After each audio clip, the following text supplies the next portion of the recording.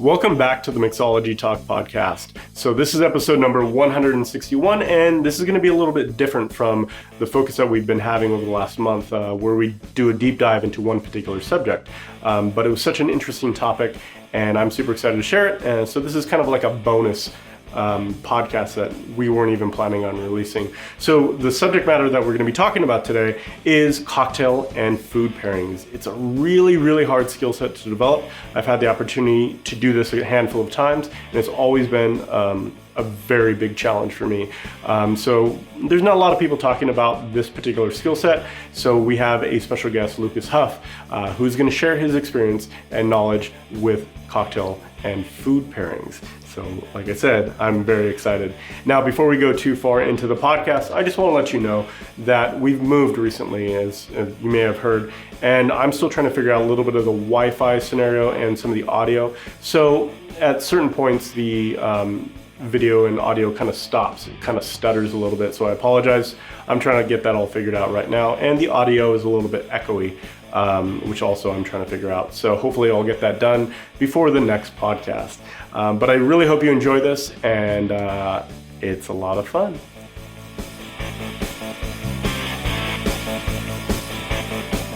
So super excited to have another special guest on Mixology Talk podcast. Lucas Huff, thank you so much for joining us. And today's podcast is going to be all about creating food pairing cocktails. So very glad to have you on. Thanks for joining us. No, thank you very much for having me. I really appreciate it.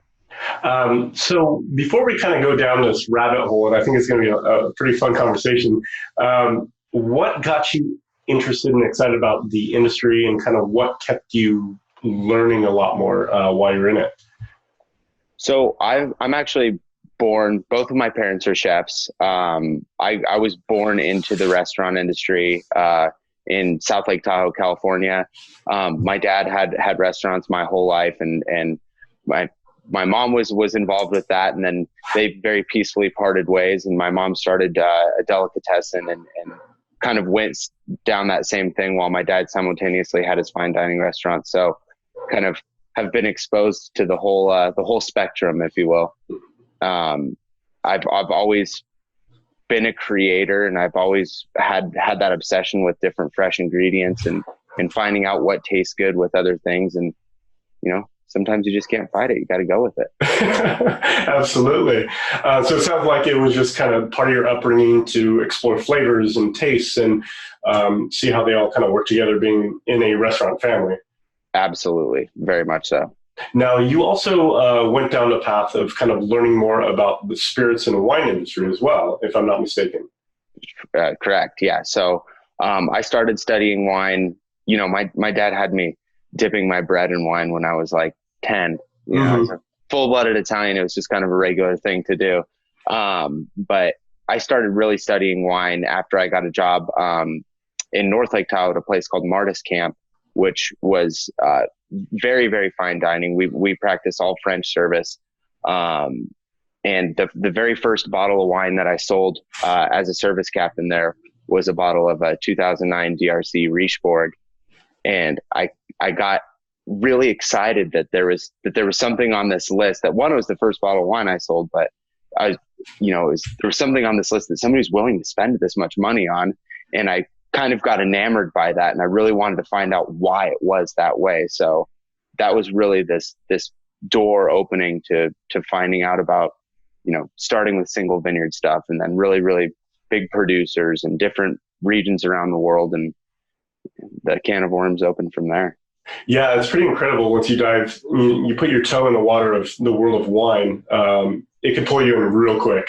And absolutely, it's a fascinating world. And the pairing side of things, when you get that magical combination, it's like this aha moment.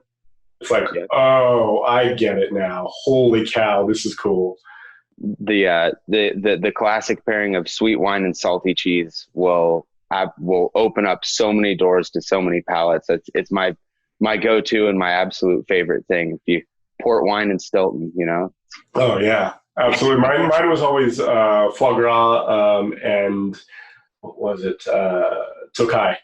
Oh, there you go. Yeah. Yeah, it was the kind of same thing, big, fatty, rich food and then a nice sweet wine together. It's pretty magical.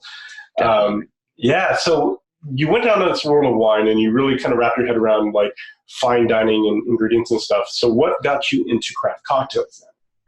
So actually, when I was a service captain in that restaurant, there was another gentleman who was managing the bar there, and he was doing things. He was creating different tinctures, creating bitters, doing different infusions with some house spirits, and I was always kind of really drawn to that too. So we were open 4 days a week, and two days out of the week I was the service captain. 2 days I was just kind of the understudy to the bar manager. And both of those worlds were working simultaneously. And, you're looking at how to pair wines with certain dishes. We changed our menu every week. So we would do our food trainings, we would do the pairings, but then you also have this cocktail thing over here too. So you're looking at different infusions that you can put in there and really craft a certain spirit or craft that. So that was always that simultaneous thing for me. Going with cocktails and with wine, same. Perfect. And then how did you kind of evolve it into actually crafting cocktails around food? Because that's a pretty significant step from I can make a really great craft cocktail to I can now pair a cocktail with food and make it amazing. So one of the things, I think the biggest one was looking at if we take like an Australian straw, for instance, with a lot of really big berry flavors, and then looking at how these berries pair with different red meats like lamb, for instance, taking those same parameters on what we're pairing with wine and using those to craft different cocktails. And with a little bit more sugary of a cocktail or a little bit more fruity of a cocktail to go with salty cheeses works extremely well, just like sweet wine does with salty cheeses. So I really used the wine as my catalyst and did it that way. Excellent. So you kind of reverse engineered it based off of your kind of understanding of food and wine pairings, and Absolutely. then kind of tried to pull a similar style of cocktail and craft it that way. Definitely. Perfect. Now, what has been some of your favorite pairings for food and cocktails? Anything kind of really stand out for you? Oh man, I mean, if we go, this one's kind of cheating a little bit, but I've just designed a menu where we're going to have roaming oyster shuckers. But if you have a really good French 75 and oysters, it is like, I think above all, without over designing something and to keep, champagne and oysters are always great together. Why not throw a little bit of gin and a little citrus in there and make it even better? So I think that will always be my favorite. I might be a little biased too because I absolutely love oysters, especially if they're good oysters. Right.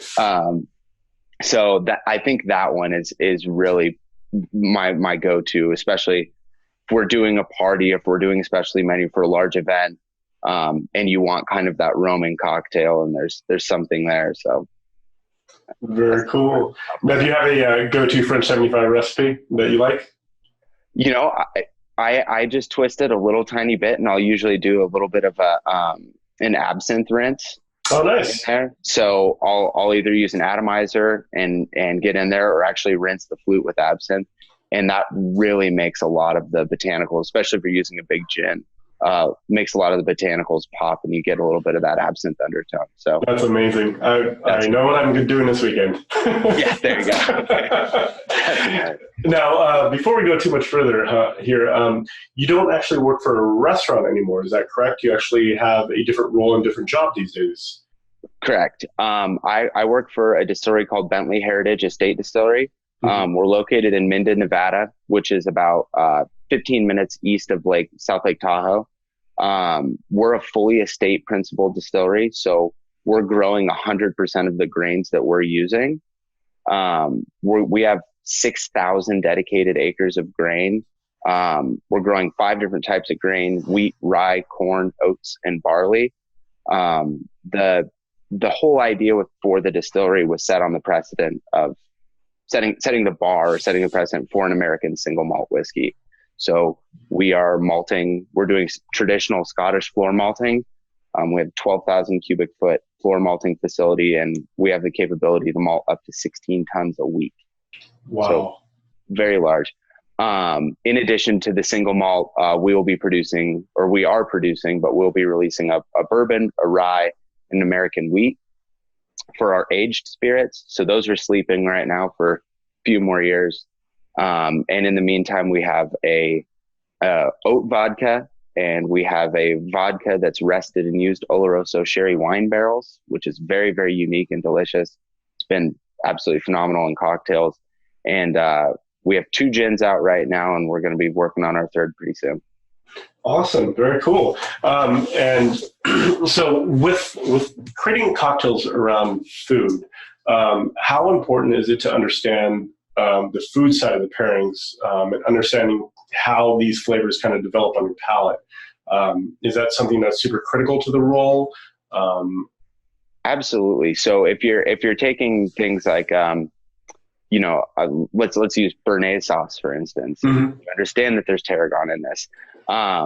That's the number one thing that I could say right off the top of my head. If you don't have a food knowledge, underlying food knowledge, and you don't know what's in a lot of these sauces, you're just kind of saying them because you know that they're a part of this dish or you're serving it, you're not gonna have much success with pairing it, because it's like the knowledge of wine as well. If you don't know that, going back to Australia, if you don't know that a Penfolds has like this really big berry undertone to it, then you're not going to be able to pair it very well. Right, absolutely. And so when you're working, when you're doing a new menu and coming up with new ideas, do you collaborate a lot with the chef that's doing the menu as well? Is that a pretty critical part of developing a cocktail menu? So, absolutely. The creation is never. I never want to take creation and put it onto one person. Right. I think the best creative processes come from groups of people. So even when I'm behind the bar and I'm doing different menus, I'll bring in the bartenders and I'll do this, and we'll bounce ideas back and forth. I'm a musician as well, so it's similar to music writing, where if you're by yourself, you can write amazing things, especially if you're in a certain mindset. But if you can get a group of people together and you can collectively come up with something, I think that it's, strength in numbers. Oh, absolutely. Yeah. And some of the best ideas come out of like nowhere. And you're like, that's a really interesting thought. Yeah. Let's talk about that real quick. And all of a sudden you come up with this just absolutely ridiculous cocktail and pairing idea. So how do you go about like evolving flavors then? Like, let's say you have like Béarnaise sauce, for example, and the tarragon kind of hits way late in the palate. How would you go about like driving ingredients towards that direction and hopefully evolving at the same time? So there are a number of different things that I do to either express a certain flavor or actually suppress a certain flavor, mm-hmm. Which is kind of a weird way of looking at it. I think Alex Day and the Codex hits on it a lot when there's different ways of doing macerations, or using an immersion circulator, or using a little bit of alcohol and then boiling it off a little bit. The different methods of extraction can really steer where that is going to hit on your palate.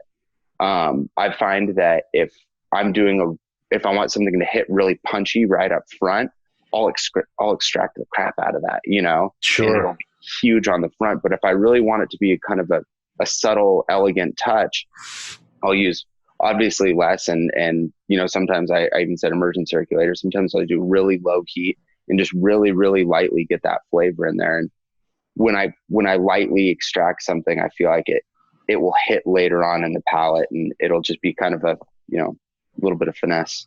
Sure. So more like the comparison I can think of is like making a marmalade. Like you want that big punchy flavor right up front. So you're doing a super heavy hot extraction from the rinds. But if you want it later in the palate and real subtle and kind of maybe even just top notes of the aroma, you're probably going to do more of a gentle heat like a sous vide or immersion circulation. Okay, that makes a lot of sense. That's something I've definitely struggled with in the past, of engineering the timing of certain ingredients. So, talking about it that way, it totally makes sense.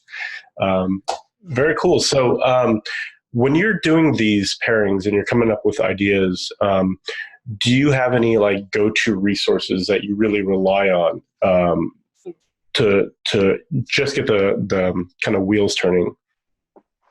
I think, obviously just picking up any book that I can get. I just referenced the Codex, which is huge and amazing. I mean, that is an amazing resource, but kind of being able to steer what your thought is and using your resources in that direction. So, for example, if I want to do a pairing with a lot of French food, or I want to do French style cocktails, I will go, on Google, and I'm going to look at different classic cocktails from France from a certain era, and then customize my resource based on that little kind of backbone and knowledge. If I want to do, if you're going to do Prohibition era cocktails or 20 style cocktails, pre-Prohibition, stuff like that, you're going to look at things like giggle water and stuff like this, and really not using one specific area, but using everything at my fingertips. I mean, the internet is pretty amazing for this. Yeah, it's pretty crazy. Yeah, absolutely. It's pretty cool to be able to have every bit of knowledge and have everything at your fingertips at all times. So, just reading a lot. Yeah, absolutely. On the computer. And so how long did it take you to kind of craft this skill? Because I failed a lot at it. I'll be completely honest. Like those first, year or two of me trying to design food menus and pulling in with cocktails, I had a lot of failures. But the more you practice, the better at it you get. So how long did it take you to kind of really get comfortable with the skills, the techniques of creating cocktails, working with food? Man, I'm still learning every day. Sure. Yeah. I think the big thing is I actually think we've touched on it really, really well, is having this backbone of knowledge of knowing how to finesse a certain flavor, but then having the roots of knowledge of wine and all this. So, I spent 4 years just to get to the certified sommelier level. And then, I spent 2 more years doing my WSET, and I'm actually working on the level 3 WSET in spirits right now, which is kind of proven to be quite challenging. I think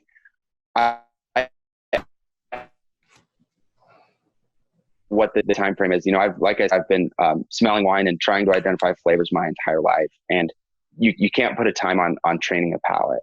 You just kind of start to understand something, and you start to realize, the first time somebody says French oak smells like grandma's attic, and you're like, what? And then you smell it and you smell it and smell it. And that first time you're walking away, you go, oh, this is when you're starting to develop that, or you take a sip of wine and you walk away, and somebody said there's black cherries on it. You're like, I don't taste any black cherries. And then all of a sudden you're walking away and you breathe out and you go, that's the one. That's it. I know what they're saying. So it's been years, over 10 years directly, I would say legally. There might've been some previous, but that was more of the Budweiser era. Right. Yeah, absolutely. That's too funny. So let's say somebody listens to this podcast and they're like, that's cool. I'm really excited about going down this path and really understanding how the processes of this work. What advice would you give them? I think we kind of covered a lot of it already, to be honest, but is there any specific advice you'd give somebody that's looking to kind of master these skills? I think the best thing that I can do, that I can say is that there's a really big part of bartending that has this or, craft cocktails, and even sommeliers and chefs. I think a lot of people listening, as well as yourself, might know that a lot of this comes with a big ego. A lot of people will tell you that two things don't work, or that this is just absurd and whatnot. And I think some of the best ideas have come from people going, no, this can work together, actually. Lime juice and ginger beer. These are two really, really, really aggressive things. And probably the first time they came together, somebody said that's way too much. But then all of a sudden you have an entire movement of bucks. Right. So I think it's really easy just starting off to get really self-conscious, and to get really affected by, if you make something bad, that doesn't mean that you're doing a bad job. That just means that you need to go back to the board and do it again. So the best advice I could give is keep doing it. Don't get discouraged. I myself have struggled, like putting cocktails in front of people, in front of my idols, and my mentors in the game, and people going, what the hell is this? I tried something different. Yeah, absolutely. Yeah. That's funny. So one last question for you. How do you feel, or do you find that when you design a cocktail to pair with food, it is very different in style and in taste than a standalone service cocktail? Does that make sense? Absolutely. Yes, actually. So that's a great question, because I was designing a menu just today. I actually stopped doing what I was doing. I was actually juicing some cucumbers right before I came over here. Nice. I was really, you really have to be sensitive, because spirits are so much. And when you're looking at something that's 40% alcohol, you're looking at something that could really, really numb the palate and be kind of aggressive for food. So I find that a lot of times really spirit heavy cocktails are the most difficult to pair with food, or even sometimes it just doesn't really work. That I keep using this word, but I think I'm kind of stuck on it. That general finesse, or that really, really elegant flavor in your cocktail. If you're pairing a Negroni with something, this is a really, really spirit heavy, or a really alcohol heavy drink, spirit forward.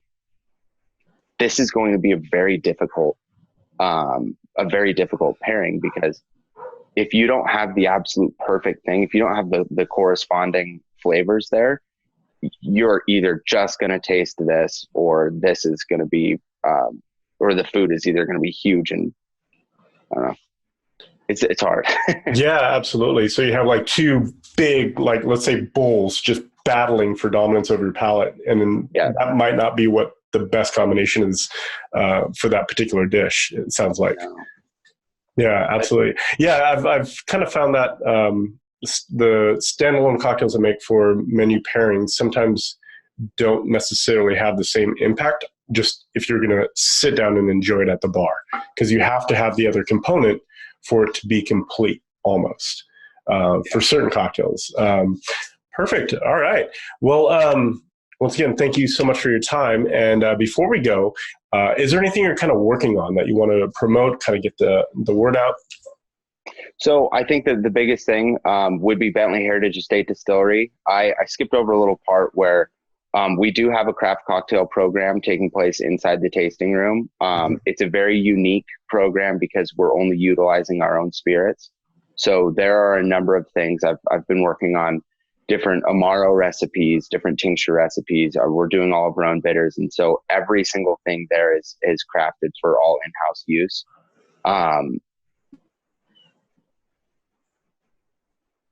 So that program alone is something that I would very much like to promote. And if anybody finds himself in the Reno Lake Tahoe area, please come say hello. My Instagram handle is the Bartender's Fable. I'm fortunate enough to travel a lot. And I try to take a little bit of inspiration from everywhere that I travel and understand a culture and understand different flavors and different unique things that happen, and craft cocktails based on that. So that's the fable portion. Perfect. And then if somebody want to learn more about the spirits, it sounds like coming to the distillery, enjoying some of the services that you guys have there, the cocktails and all that would be a good choice. Is there any other like website that you would like to promote? Absolutely. So it would just be bentleyheritage.com. That's Bently. There's no UI. Heritage.com. And there's plenty of information about our process and about the distillery on there. Perfect. Well, I'll definitely include those links in the show notes. But like I said, thank you so much for your time. Didn't mean to pull you away from juicing cucumbers. I thank you for that. Yeah. I appreciate it. Morning. Yeah, absolutely. Thank you very much. Absolutely. And I'm sure hopefully we'll get a chance to chat again in the future. Absolutely. Thank you so much.